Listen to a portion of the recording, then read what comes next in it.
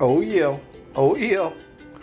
Hey y'all, we getting ready to get these things cleaned up and cook some SK style. The old whole fry bluegill, red ear. Let's get into this. Oh hey, what's up y'all? Hey, we getting ready to do some whole fried bluegill. Come on, let me show you how to get these things cleaned up. I'm gonna show you how to clean them for whole fry, and I'm gonna show you how to fillet them to maximize your meat off of the fish. Let's get started. Alright, so the tools that I'm going to use is just a fillet knife, and for the whole fry I'm going to use a spoon to scrape the fish. That's all you're going to basically need. I eat fish weekly. I try to maximize the fish the best way I can. When I fillet, I try to get all of the meat that I can. All I got is to try to work clean is a piece of cardboard, hopefully keep the mess down. I'll show you on one how I scrape them, then I'll get those done, then the ones I'll fillet, I'll show you how I go about filleting them. There's a little different technique that I use than what I use on crappie, but anyway, let's go ahead and get started. I always just start back here at the tail. I just cup the spoon over them.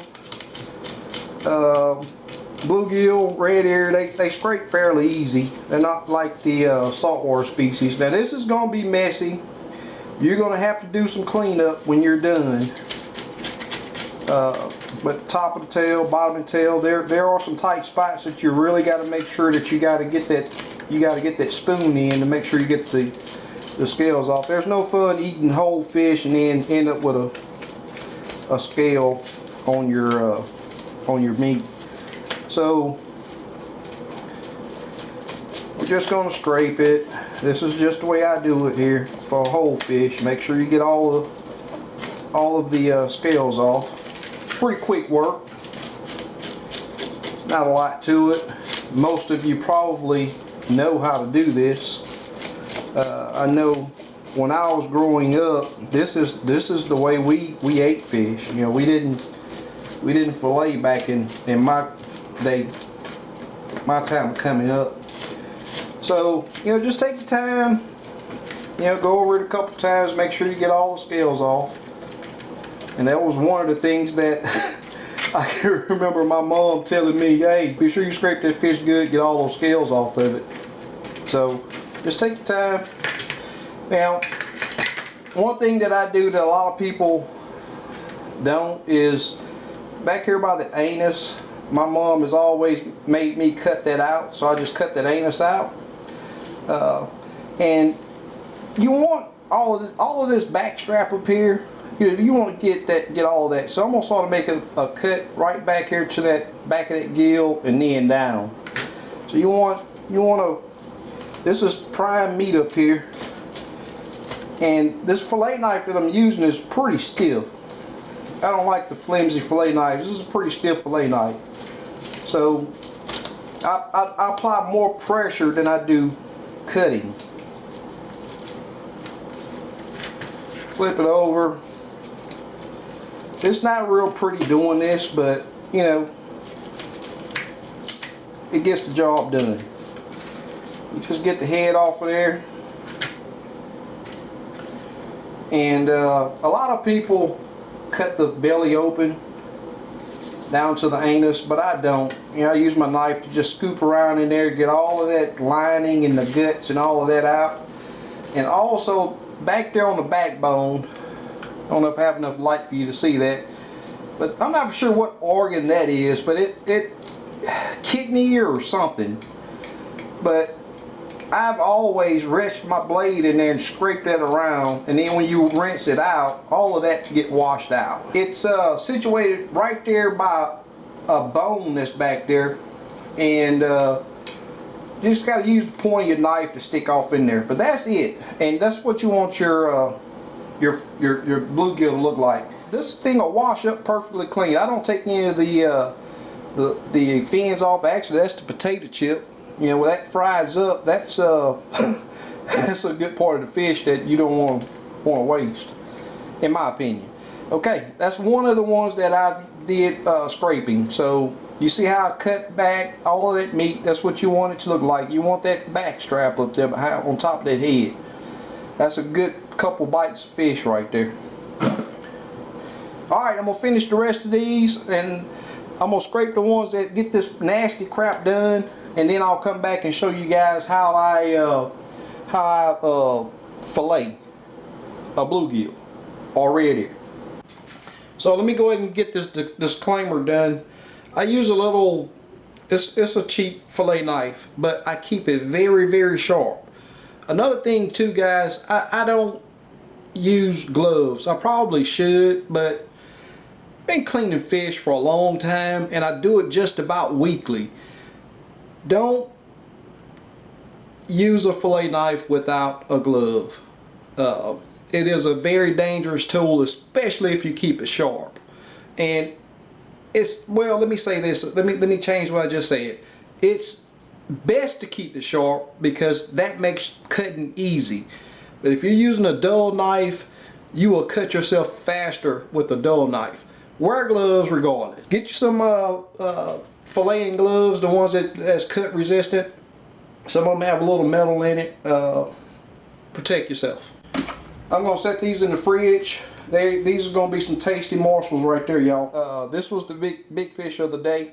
But what I do is try to get all of this back strap up here.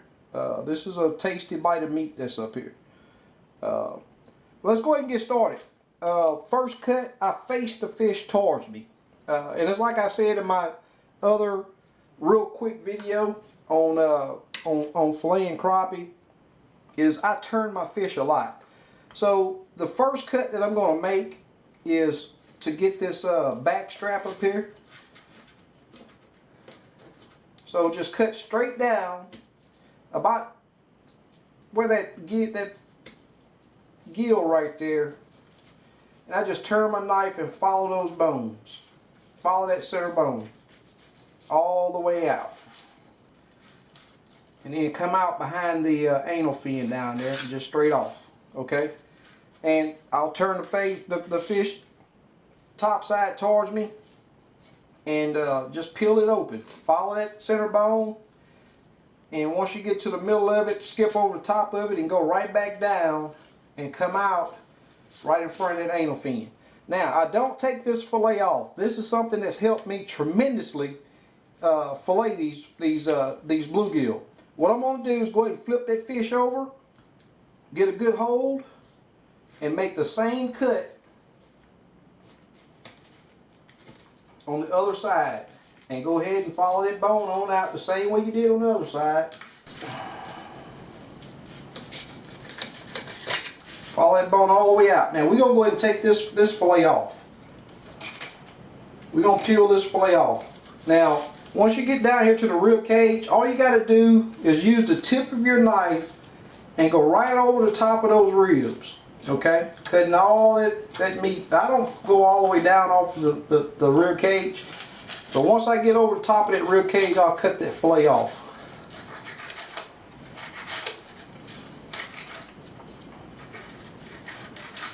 And that's what you want right there. Then we're going to cut that off of the skin. So now we can flip it back over to the other side, stand it up, follow that rib cage, right, same way you did on the other side, follow that rib cage down just with the tip of your knife. Now, this is a cut that I really should be making, should have gloves on, but I'm the driver of this knife, so I know that I'm going to cut right where that fold is. So I got my fingers folded up so that knife will not touch my fingers. You just stand that fish up and just cut that fillet right on down around those ribs. And you get a fish that's, the good meat is off of that fish. That's to me, that's a decent fillet job. And that's what I look for. Get that out of the way. Get my spoon back. And all I do is hold that knife flat. And hold the tip of that skin back there. And that fillet comes right off. And that's just a beautiful, once I get that washed up, that's going to be a tasty, very nice fillet of meat. gorgeous gills. That's going to be a tasty piece of fillet. The reason why I don't take that first fillet off is because it keeps the fish level. If I cut that first fillet off, I got to deal with that fish. The rib cage is still there, and it makes it a lot harder to fillet the second side if I take that first one off. It's a great idea to leave it on. It helps a lot. I'll probably do blackened bluegill. I think that's what I'm gonna do. My next vid, I'll say these, or get more fillets, and I'll do blackened bluegill or blackened red ear. All right, so let's go ahead and get these bad boys ready to be fried up. What I do with these guys is I score them, and all you got to do is just bring the knife down to the bone. Now do it at about an inch, 1 inch, 3/4 of an inch, and then just cross it up.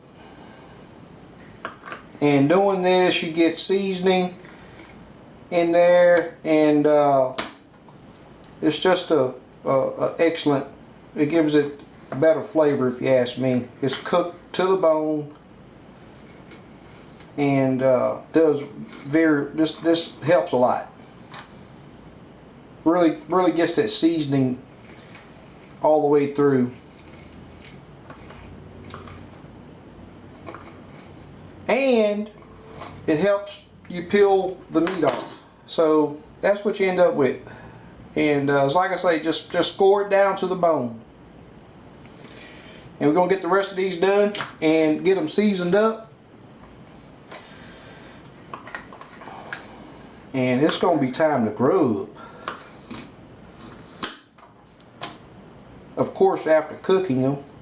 Alright, so after you score it, I've already seasoned it, and you just want to rub it in. Make sure you get it, get the seasoning inside of your cuts, your scoring. And you rinse my hands.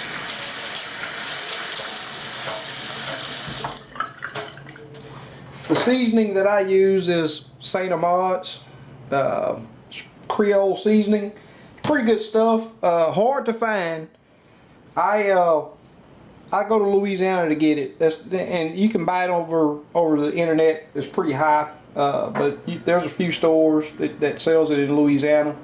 I won't give a lot of specifics on this. I'm not sponsored by this company. It's just what I use, and the reason why I do it's low in salt. It has a lot of other seasonings besides salt, and it's pretty good stuff. This is going to be your biggest tip for any kind of fried fish. Just take you some aluminum foil and ball it. Don't ball it all the way up, but wrinkle it up very good.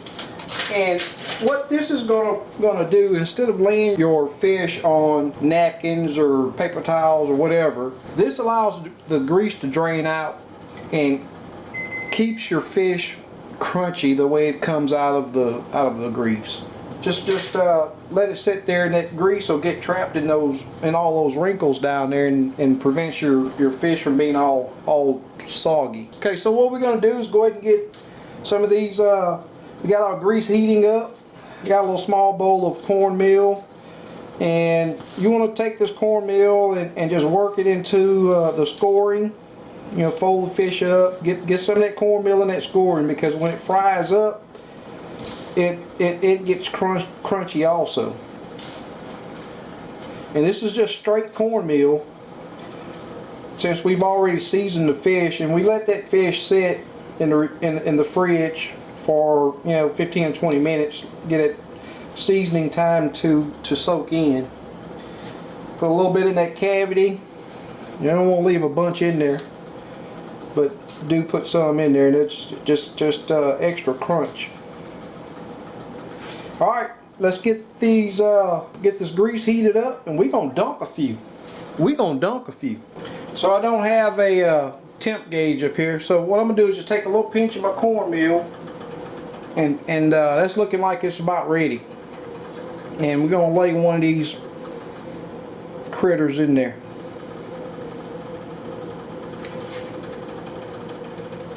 Oh yeah, that's plenty ready. Plenty ready.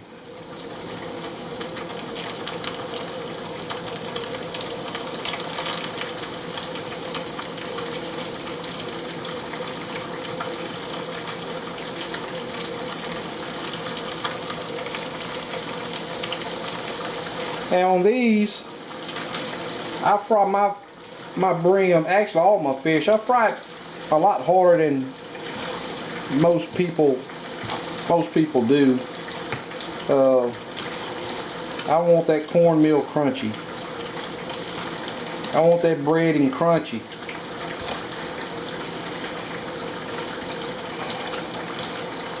And oftentimes when I do cook, I take fish to work the next day, as I'm gonna do tonight or tomorrow. I cook enough so I can take some to work for lunch. So when I cook it a little extra crispy, I don't heat it up. I don't, microwave it. That makes it soggy. I just eat the fish cold for lunch. And when you cook it hard, it stays nice and crunchy.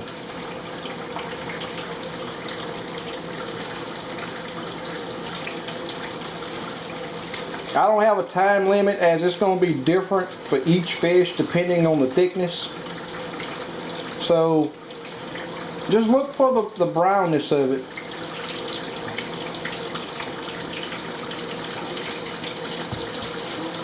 And while I've got one batch in there, I always get my next batch breaded up,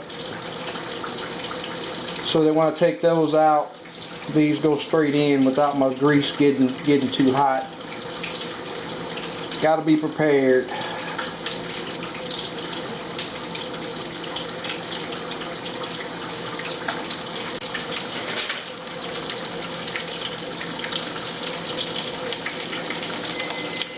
Oh yeah, that's looking good right there. That's what I want. That light brown, goldish color. That's looking good.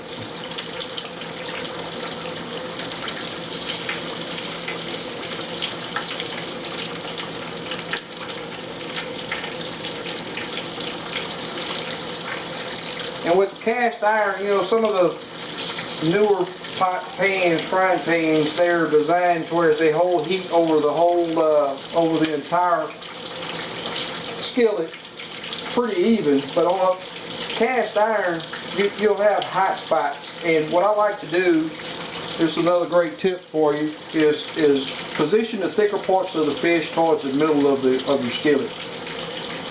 And that gives you a nice even fry. That's gonna be tasty right there, y'all. That's gonna be alright right there. I promise you that. It's smelling good. I wish I could give y'all a little whiff of that. That's smelling excellent. Gonna be tasty. I'm gonna call that done. As much of that oil drain off as you can. And just lay it on your... I'm taking my fork, digging it into the bone. You don't want to just grab meat. You want to shove that fork into the bone. That way you got a good bite on it. Whew, I'm ready to eat, y'all. I'm ready. Oh yeah. Oh yeah, baby.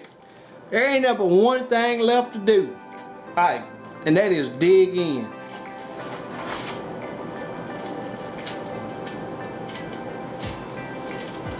And those diamonds just peel right off. Hey, another thing too, no utensils needed.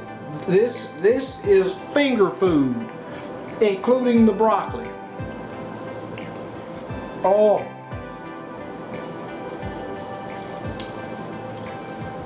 Hey. Finger licking good. That ain't finger licking good, that's finger licking good. Hey, I love me some crappie, but this right here,